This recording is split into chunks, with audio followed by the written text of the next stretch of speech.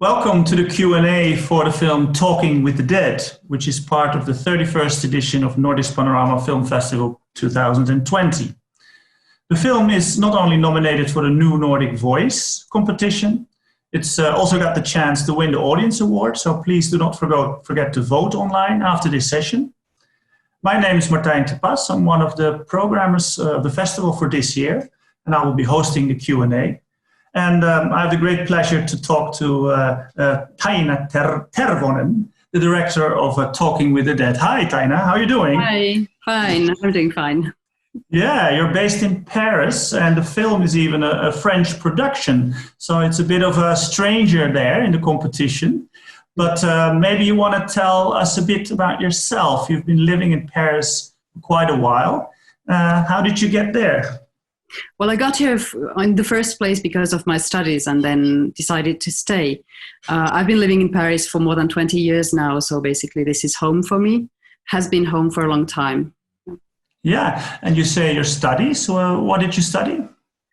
I studied African literature. Yeah. Well, actually, I'm Finnish, that's my nationality. But I've been living in Africa, in Namibia and in Senegal until I was 15 years old. So I don't have that many Finnish years behind me. Okay. Yeah, and I know you're a bit of a jack of all trades, but in this Q&A we'll talk mostly about your film, of course. But maybe we also get talk a bit about your other work. Can you just please tell us a bit about how you got to the subject and also how you decided on the form that the film got? Well, I didn't have any special connection with Bosnia in the first place. I went there for the first time 10 years ago as a journalist. That's one of my works as well, my jobs. And I met quite a few people there and was very impressed about the stories that I heard there and about the stories of the missing and what it meant to the families, what it meant to people to have someone missing. So that's how I made a first web documentary, which was released in 2012. And after that experience, I decided to learn more about filmmaking, and then went back to Bosnia and started to work on this project, on this film. I think for me, the question of the missing is something which I think is a very universal subject, a universal issue. At least that's how I understand it. And about the form of the film, I didn't want to comment on anything. I didn't want to have interviews in the film. I wanted that, how would you say that in English? So that the person who watches the film travels with Daria, like I did, and gets into the houses and listens to these conversations that Daria has, and I hopefully understands something about what it means to live with this loss and what it means to live with this uncertainty about what happened to your beloved one. Yeah, still I feel that you're also present. I mean, of course, there are so many scenes in the car, so as a viewer you can imagine that you must be sitting next to her or behind her. I think you shot the film yourself, or not all of the scenes, maybe? No, I was working with Mika Mattila, who's Finnish too. There are some scenes that I shot myself, but the majority is not. I didn't shot the majority of the... Yeah. No, but when Daria is talking, she is sometimes seems to be talking to herself, but you feel that she's also talking a bit to you. But it's a beautiful mix in a way. It's you take a distant look, but and it's still very intimate. And the scenes in the houses, so well done. There have been, of course, quite a few films about the Yugoslavian war and its after effects. Weren't you scared or afraid that your film would not be contributing much, or did you think about that much before you did it? No, not at all, actually. You were fearless. Yeah, well, I think for me it was mostly a film about Daria, about this encounter that I had made with her. I had also met a forensic anthropologist, Senem, who was not in the film, who was supposed to be there in the first place, but then who went to Afghanistan to work in Kabul. So, and now she's in Baghdad, in Iraq. And for me, it was really about the work that is being done to look for the missing, what it means to do this work, have this as your everyday job. How do you deal with that? How do you deal with that, especially when you have lived through war yourself? Mm-hmm. So how do you deal with the distance that is needed with your work? How do you deal with the intimacy in the families? How do you deal also with the memories that it might bring up to you? And I think this is comparable to the work that I do also a little bit as a filmmaker or as a journalist or as an author when I approach people and have also to deal with that. Where do I stand? How do I look at things? How do you listen to people? How do you make sure that your own emotion doesn't get too strong and that you let the story, the place for the story that it needs?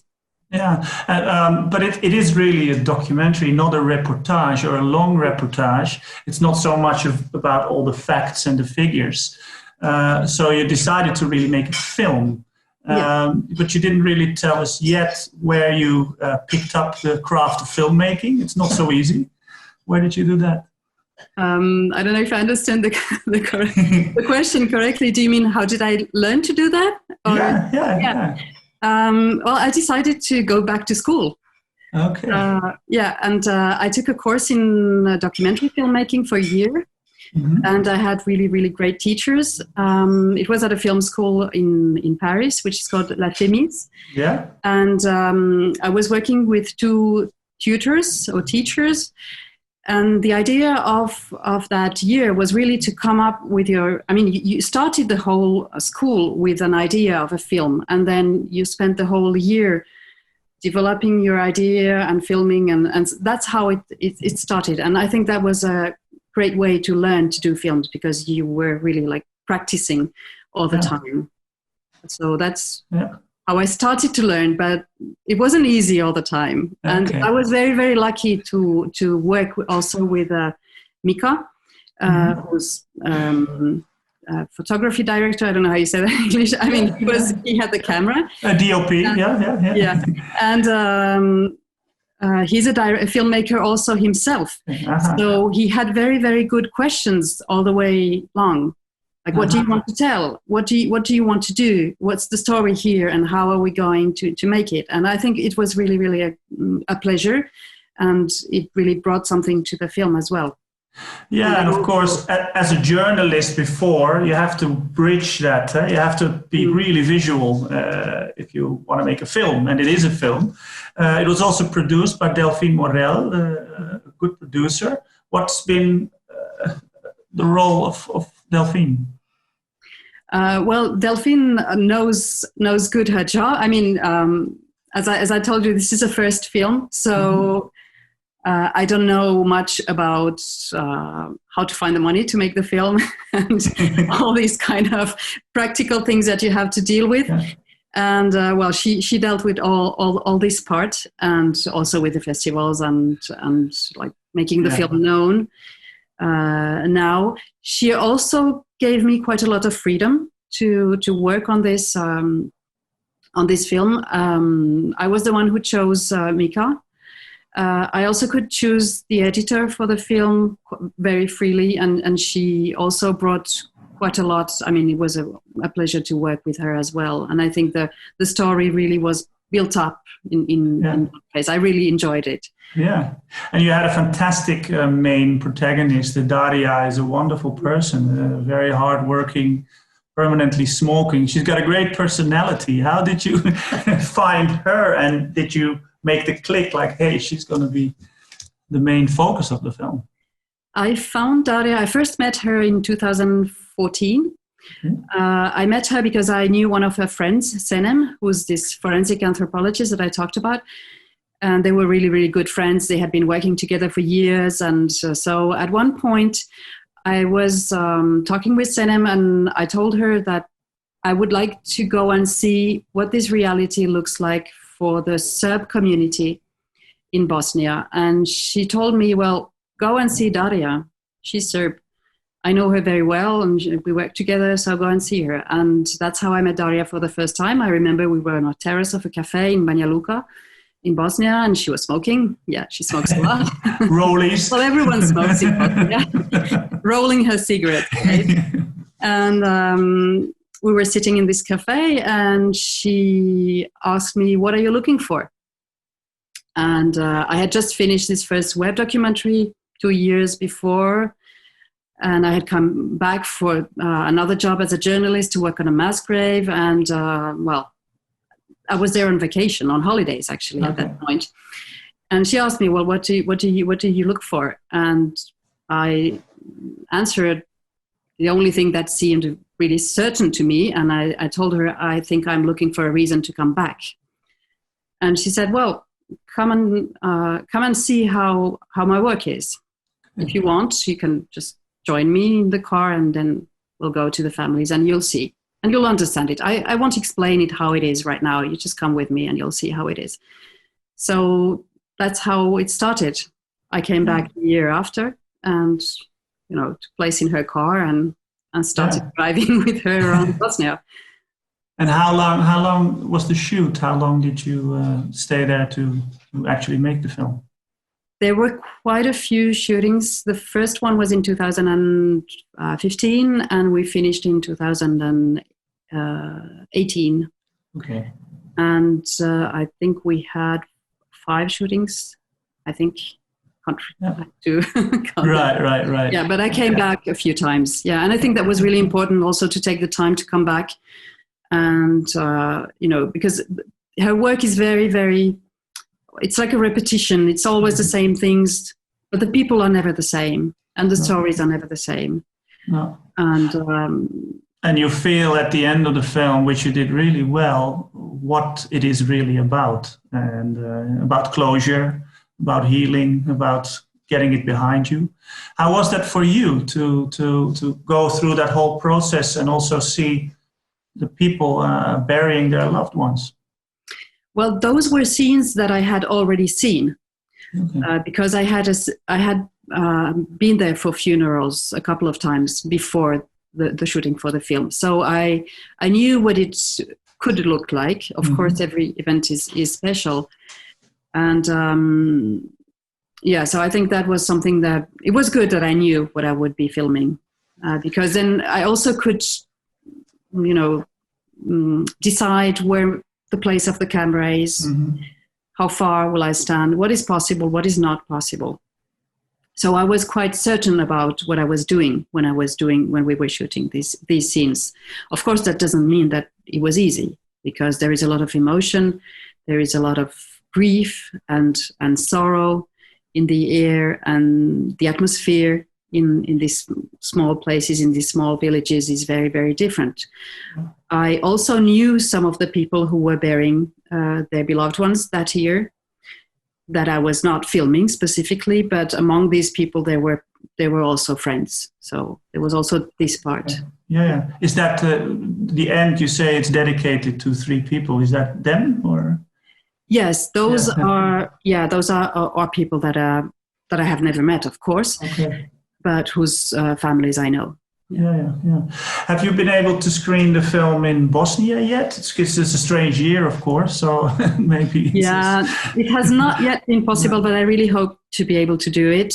Yeah. Of course, now with all this Corona thing, it's very, very difficult to have any plans about that. But yeah, I really wish it will be possible at some point. Yeah.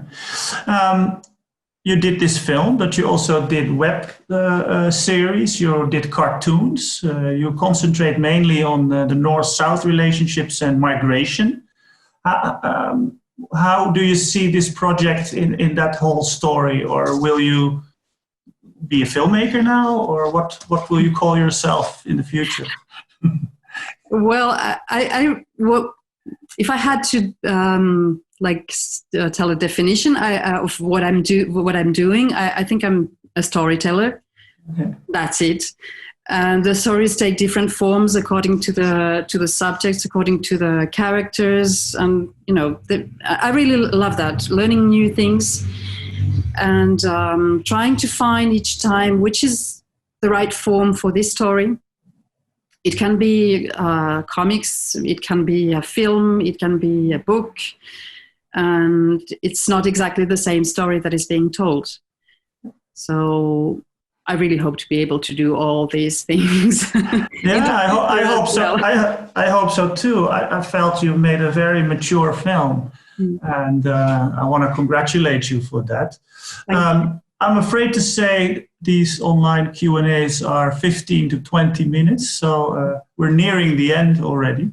Or there's maybe perhaps something you want to say to the audience now that they've seen the film. Maybe they need to know more or want to know more. Is there anything you can advise them? Well, I think what I have learned in working on this subject is that this is really a universal issue, and what people feel when they have someone missing, when they have their beloved one missing, is something really, really universal. I've worked on the same subject also in Africa, in Senegal. I did a book on the people who go missing while crossing the Mediterranean, and I heard the same stories there, and I heard nearly the same words, how difficult it is to let your beloved one go when you don't have anything to bury, when you have nothing, and you just have this uncertainty, not knowing what happened, not knowing where the person is, and not being able to have this cemetery or something to go and pray or say something. And that's a universal issue. I started to read different versions of this play called Antigone of Sophocles. And I think it's really about the same questions also, this play. So it's something that we humans face everywhere in the world. And I think it's important to keep that in mind. I mean, there will always be conflicts. There will always be wars around the world, unfortunately. That's how we are, human beings. So we need these people. We need people like Daria. We need people like this forensic team that do this work on an everyday basis. We need and I may add, we need storytellers like you to make them visible. Thanks a lot, Taina. And hope to, of course, see you around for real someday, and the audience probably too. And that we can have a little drink in the bar here or there. Thanks for participating, and thanks to the audience. Please, there are a lot of other films to see at the festival, and don't forget to vote for the Audience Award. And for now, I'm saying thank you very much, Taina. See you. Thank you. Bye-bye. Bye-bye. Bye-bye.